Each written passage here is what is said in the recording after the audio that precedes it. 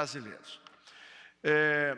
Rapidamente, para apresentar aqui no auxílio emergencial, o volume do atendimento que foi feito, são 42 milhões de famílias beneficiadas, 50 milhões e 500 mil CPFs elegíveis que tiveram algum recebimento, no valor de 35 bilhões 788. Importante dizer, ministro, que a primeira parcela tem uma previsão de 41,7 bilhões de reais, porque nós estamos fechando no início dessa noite a análise e a homologação de 17 milhões de CPFs, que devem se transformar amanhã em mais 6 ou 8 milhões, o número deve oscilar dentro dessa faixa, é a nossa expectativa, que com os 50 milhões e 500 já obtidos, nós vamos a 58, talvez 59 milhões de pessoas que até segunda-feira estarão creditadas no Brasil, completando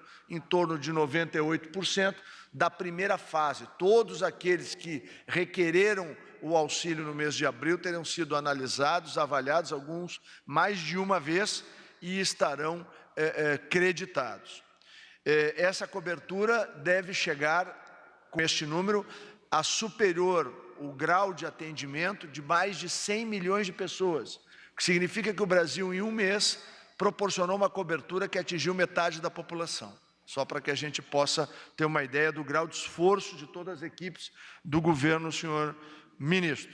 E aqui o volume dos recursos que já foram despendidos nessa primeira parcela, de 35 bilhões, como eu já falei, e amanhã deve ter uma suplementação para esses novos pessoas que estarão no programa. Próximo slide, rapidamente, é a demonstração clara aí de que, como nós falamos, 37% das pessoas que obtiveram através da internet os seus recursos, e elas estão localizadas no Nordeste. A próxima lâmina, e termino com ela, isso por recomendação da CGU, do ministro Wagner Rosário, nós desenvolvemos, juntamente com a Dataprev, um processo de transparência ativa. As pessoas entram no site da Dataprev, colocam lá o seu nome, seu CPF, sua data de nascimento, o nome da sua mãe, e ela vai ter todas as informações, quando é que foi processado, quando que foi transferida a informação, quando é que ela foi homologada, qual é o ponto do seu cadastramento ou da sua habilitação que a habilitou ou que a inabilitou para receber o recurso. E a boa notícia do final da tarde, antes de chegar aqui, ministro, eu acabei de receber um telefonema do presidente general Floriano Peixoto do Banco dos Correios, acertando o acordo entre o Ministério da Cidadania e os Correios para, a partir de segunda ou terça-feira, é só uma questão operacional que o doutor Barreto vai explicar e vai apresentar, as pessoas que têm mais dificuldade, que não conseguiram alguém ou uma instituição, ou alguém que se dispusesse a auxiliá-las, elas poderão ir às agências do Correio, fazer ou refazer o seu cadastramento, absolutamente gratuito, e os funcionários do Correio e todas as agências vão ajudar a que essas pessoas que têm mais dificuldade possam, então, obter o seu auxílio emergencial. Uma última palavra minha, antes de transferir ao doutor Barreto e depois ao doutor Sérgio, para as questões pontuais, é no seguinte sentido, a quem está nos assistindo. Nós estaremos concluindo a avaliação e pagamento da primeira parcela até o início da próxima semana. Quem eventualmente teve qualquer problema e não recebeu, fique tranquilo. Determinação do presidente Bolsonaro e da lei, a do presidente Bolsonaro é que nenhum brasileiro ficar para trás. E a da lei é de que as 3 parcelas estão garantidas para todos. Eu uso sempre um exemplo. Tanto o aplicativo, o site, as agências do Correio ficarão disponíveis até o dia 2 de julho, como determina a lei. Se uma pessoa se cadastrar no dia 2 de julho e ela for considerada elegível, ela vai receber as 3 parcelas às quais ela tem direito, da mesma forma como todos os demais brasileiros e brasileiras receberam. Doutor Barreto, por favor, depois doutor Sérgio. Boa tarde a todos, obrigado, ministros aqui presentes, agradeço os secretários conosco à mesa e a sociedade brasileira.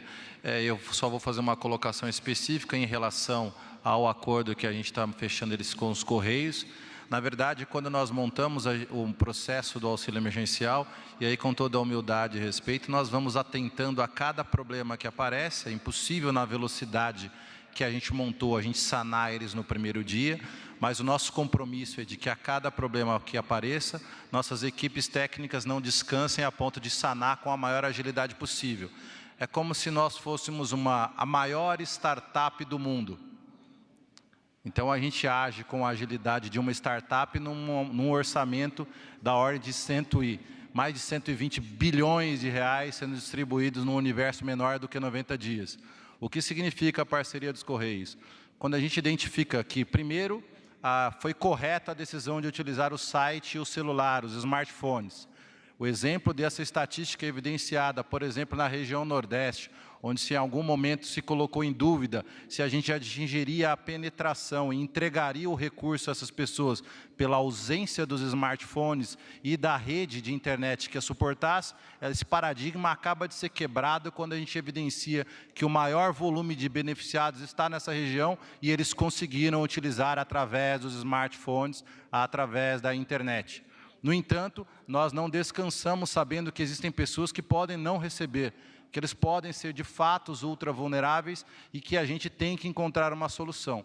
A solução conveniada com os Correios permite com que pessoas que não consigam, não tenham alguém que empreste, ajude ele a cadastrar, alguém que coloque ele em condição de cadastrar lá na internet, ele consiga acessar uma nova rede complementar à rede da Caixa, que já está com uma grande missão, a gente estende numa rede complementar com os Correios e permite que lá essa pessoa que tenha este problema, essa vulnerabilidade, possa se cadastrar e acessar, sim, com o mesmo direito de todos os demais brasileiros que acessaram via meios digitais, o auxílio emergencial.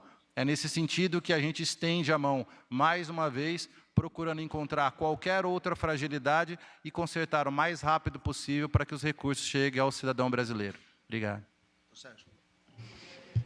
Obrigado, ministro. Esclarecendo a imprensa e as demais, a população brasileira, a Casa Civil tem organizado o plano de contingência para populações vulneráveis. Semana passada, a ministra Damares apresentou para os idosos. O ministro Onyx hoje deu uma visão geral sobre todo o Sistema Único de Assistência Social. E eu quero focalizar em algumas informações importantes sobre as ações para esse público, população de rua especificamente no contexto da assistência social. Próximo slide, a gente já vê que, dentre os projetos da primeira ação do Ministério da Cidadania, primeira ação eu me refiro aos 3 projetos específicos, EPIs para os servidores do SUAS, alimentação para as pessoas em instituições de acolhimento e também abrigamento ou readequação de espaços de abrigo já existentes para cumprir os normativos do Ministério da Saúde. Então, hoje, segundo o CAD único, nós temos 260.767 pessoas no Brasil, ou que são pop-rua, ou que são servidos em centros de pop-rua, ou que são abrigados porque são pessoas com deficiência, ou mulheres em situação de violência doméstica, migrantes, e também de demais grupos, como crianças, adolescentes. Então, o recorte específico para pop-rua, esses 78 mil, que está aí esse número, ele é a metade do que hoje estaria no cadastro, que está no cadastro, sobre pessoas que estão em situação de rua. E nós estamos nos propondo a um primeiro desafio, abrigar a metade deles. Isso é um desafio hercúleo, que certamente vai ser muito difícil para os municípios cumprirem. Mas essa é a nossa meta, essa é o terceiro produto daquele primeiro eixo de ações do Ministério da Cidadania de 1,03 bilhão de reais. No próximo slide, a gente vê que os marcos normativos para tudo isso, até para quem desejar pesquisar mais detalhadamente o que estamos fazendo nesse primeiro eixo de investimento, que é o eixo para projetos especiais, nós temos o crédito geral da medida provisória 953 e a portaria 369 detalha exatamente quais são as condições para os municípios pedirem EPIs para o pessoal do SUAS, alimentação para as instituições de abrigamento e também o próprio abrigamento, com novas vagas ou readequações. No próximo slide, eu quero só chamar a atenção o que é que pode ser feito com esse dinheiro de abrigamento. O que é que os municípios podem fazer com esse recurso que eles vão ter que aceitar. Até agora, como o ministro já falou, nós temos quase 2.000 municípios que entraram no nosso site e deram um aceite, tanto para aquele projeto específico, quanto para os quantitativos que eles desejam utilizar. Então, podem usar para provimento de acomodações individuais, no caso de um morador de rua que seja identificado contaminado, coletivas também, como hotéis, pousadas, abrigos provisórios, aluguel de imóvel para repúblicas, gastos com a adaptação de locais para atender normas sanitárias. Digamos que existam 20 pessoas em um abrigo, onde hoje, segundo as normas de afastamento, só possam ter 10. A prefeitura, então, vai ter recurso para ampliar espaços e adequar às normas sanitárias. Fornecimento de alimentação para essas pessoas abrigadas e outros itens básicos, como de higiene e limpeza, isso é muito importante. Também para a locomoção das equipes e usuários do SUAS e itens necessários à comunicação remota entre usuários e equipes, entre outros. Um segundo ponto que o ministro falou, eu quero deixar isso aqui claro para que a gente saiba discernir, diferenciar os dois dinheiros, os dois recursos. Os projetos especiais na monta de 1.03 são para esses 3 itens: EPIs, alimentação e acolhimento. O município tem que aceitar e se comprometer a usar naquele específico ponto. Essa portaria de incremento que o senhor ministro assinou hoje, acabou de ser assinada, deve estar no Diário Oficial de amanhã, ela vai aqui trazer para o nível máximo histórico do que no passado foi o orçamento do SUAS. Então, de maneira extraordinária, estamos passando 3 meses, 2 parcelas, cada uma delas equivalente a 3 meses. A primeira abril, maio, junho, a outra julho, agosto e setembro. Então, esse recurso, assim que a portaria for publicada amanhã, como ele é transferido fundo a fundo, do Fundo Nacional para os fundos municipais e estaduais, vai ser algo muito rápido de acontecer e já começamos amanhã, se tudo der certo. Então, esse recurso é para assistência social de maneira geral. E eu queria deixar um alerta a todos, que os municípios precisam se comprometer, segundo a portaria que foi assinada hoje, a reabrir os seus CRAS, a reabrir os seus CREAS. Muita coisa tem sido cobrada da União que não é competência da União. Não é a União que opera o Sistema Único de Assistência Social na ponta. Quem opera são os municípios. E há muitos municípios que fecharam o seu atendimento. Mas o presidente da República, através de decreto recente, estabeleceu que a assistência social é tão essencial quanto o SUS. Por isso, um apelo aos gestores, um apelo inclusive à população de cada município, né, que cobrem isso, cobrem que o serviço de assistência social municipal seja aberto, senão o recurso que nós estamos enviando não será aplicado da maneira ideal, que é abrigar, atender as pessoas, os vulneráveis, os públicos. Então, a reabertura dos CRAS que estejam fechados, dos CREAS e do sistema como um todo. Finalmente, essas são as populações em gerais atendidas pelo Sistema Único de Assistência Social: povos tradicionais, idosos e casas de acolhimento, população em situação de rua, que é o foco de hoje, e pessoas em localidades urbanas com algum grau de vulnerabilidade. Obrigado.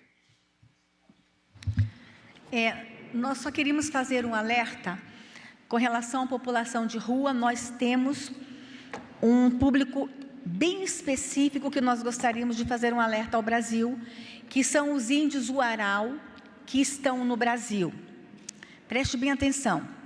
Os índios Uarau, eles entraram pelo programa Acolhida, pelo projeto Acolhida, e eles já estão andando por toda a nação brasileira. Nós já encontramos índio Uarau em diversas capitais brasileiras. E o índio Uarau, eles não falam português e eles também não falam espanhol, eles falam a língua Uarau. E faz parte da cultura do índio Uarau a rua. E nós já estamos encontrando alguns municípios nos ligando, dizendo que está difícil acolher o índio Uarau, eles têm resistência e eles circulam nas ruas com criança. Se algum município estiver tendo dificuldade em se relacionar com os índios Uarau, nos procure. Não precisa ligar para a FUNAI. Quem vai estar cuidando diretamente dos índios Uarau nesse momento é o Ministério dos Direitos Humanos, é a Secretaria Nacional da Proteção Global. Está aqui o Secretário Nacional da Proteção Global. Qualquer gestor municipal que está se relacionando com os índios Uarau no seu município, está encontrando alguma dificuldade, fale conosco. Eles têm todo um modo diferente e peculiar de viver, toda a paciência com esse público. Eles precisam ser cuidados e acolhidos, especialmente as crianças Uarau têm que ter todo um acolhimento especial. Então fica aqui, ou liga no Disque 100 para falar diretamente conosco, ou vai no nosso site, pega o telefone da Secretaria Nacional da Proteção Global. Nós estamos preocupados com os índios Uarau que já estão aí em quase todas as capitais brasileiras. Nós precisávamos ter esta atenção especial, fazer esse destaque especial a este público que já está aí circulando em toda a nossa nação.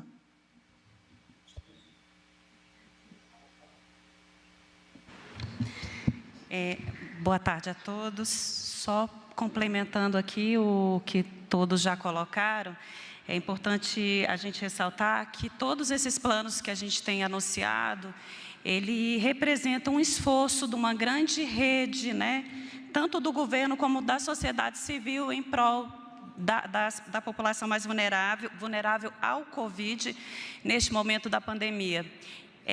Então, especialmente, a gente quer agradecer com relação à população em situação de rua, a Transforma Brasil.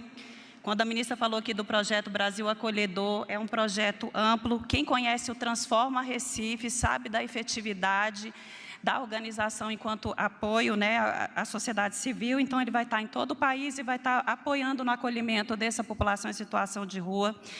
A Assembleia de Deus, que firmou com a gente também, com o Pátria Voluntária, presidido pela primeira-dama, uma parceria também estará nos apoiando. A MTB, as Casas Bahias, que a primeira-dama, inclusive, ressaltou aqui a doação de camas, já conseguimos também colchões. A Visão Mundial, a Virada Feminina, que também estará conosco, já está atuando nessa ação, é a Fundação Banco do Brasil. E tem um outro olhar que é importante trazer. A gente tem uma grande oportunidade de acolher de forma estruturante essa população em situação de rua. A pandemia está trazendo essa oportunidade, isso a gente faz um apelo às prefeituras e os agentes da sociedade civil que sempre acolhem, né? Que a gente sempre vê a sociedade civil se mobilizando, seja para dar uma sopa, o vestimento. A gente tem uma oportunidade porque está criada uma empatia com esse público. Então, eles querem o apoio. Muitos deles têm resistência a sair da rua, então a gente vai agregar projetos estruturantes e, quem sabe, a gente muda. A gente está com esse grande desafio de mudar esse cenário, esse número que tem crescido, infelizmente. Então, a gente vai atuar também com organizações sociais, com os nossos centros de atenção psicossocial na saúde, os CAPs, né, porque a maioria são usuários de álcool e drogas. O Ministério da Saúde não está aqui, mas vai ter uma atuação. Então, a gente também está pensando na oportunidade que o Covid está nos dando. Então, instituições locais, aproveitem para uma abordagem mais definitiva. A gente vai tentar implantar o projeto Moradia Primeiro, para que, quem sabe, após o Covid, já que a gente está tendo essa oportunidade, que eles estão clamando por socorro, a gente consiga mudar esse cenário que hoje a gente tem aí com esse número enorme de pessoas em situação de rua. Tá? E o governo estará trabalhando para isso. Obrigada.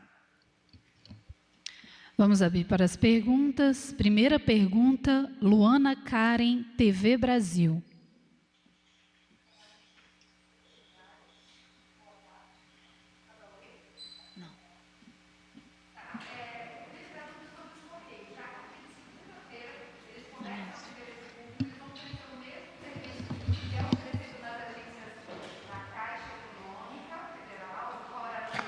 Como é que vai ser isso? Se é a partir de segunda mesmo. Queria confirmar os números, eu fiquei um pouco confusa. O ministro disse que 50 milhões de pessoas já tiveram um CPF habilitado para receber, mas no slide apareceu 42 milhões de famílias beneficiadas. Os 8 milhões ainda não receberam, e o ministro falou de 13 milhões... Oi? Posso continuar? E o ministro falou de 17 milhões de CPFs que estão sendo analisados e que terão essa análise concluída até a próxima semana, mas no slide aparecem 13 milhões de CPFs inconclusivos. Esses CPFs inconclusivos estão dentro desses 17 milhões? Alguns sim. Pessoas que não corrigiram ainda essa informação. E eu queria saber também da ministra Damares, ou da equipe da ministra Damares, a gente não tem números ainda da população de rua atendida pelo Brasil Acolhedor ou nesse esforço agora recente do coronavírus, números efetivos de população de rua atendida. Bom, primeiro a questão que envolve os Correios, o acordo está sendo fechado, a diretoria dos Correios tem uma reunião amanhã para aprovar esse acordo, os termos que nós ajustamos entre a área técnica, mas precisa decisão colegiada, o presidente dos Correios não pode tomar decisão sozinho. Então, amanhã isso vai ser definido. E o que vai acontecer a partir da próxima semana? Poderá ser, sim, segunda ou terça-feira.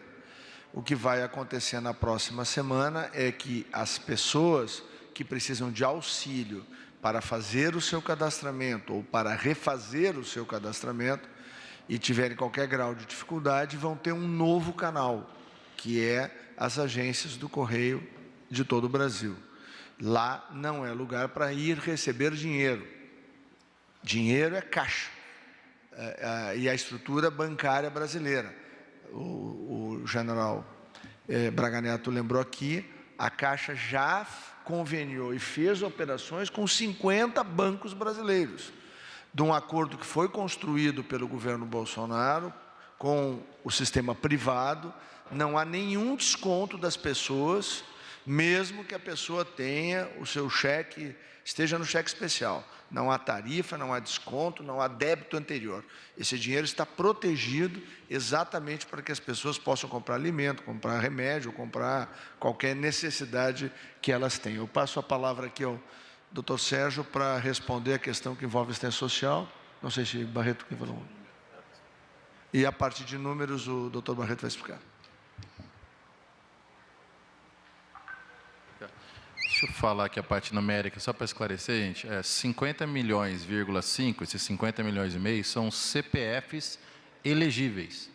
Uma família pode, pela lei, ter 2 membros que recebam.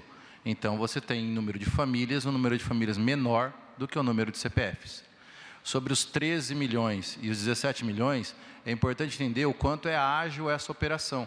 O que acontece é que nós identificamos, informamos em momento passado, qual era o número de CPFs ou de pessoas que se cadastraram, mas que faltou informação para a gente conseguir cumprir os critérios da lei. Esse universo era da ordem de 13 milhões de pessoas. Foram devolvidos via aplicativo e essas pessoas, a partir daquele momento, começaram a atualizar os seus cadastros. A soma dos novos requerentes, mais um grupo dessas 13 milhões de pessoas, gerou um arquivo entre o dia 23 e o dia 3, que somam 17 milhões de requerentes, 17 milhões de CPFs. Esse bloco é que está sendo analisado. Então, objetivamente, a sua pergunta é, os 13 milhões estão com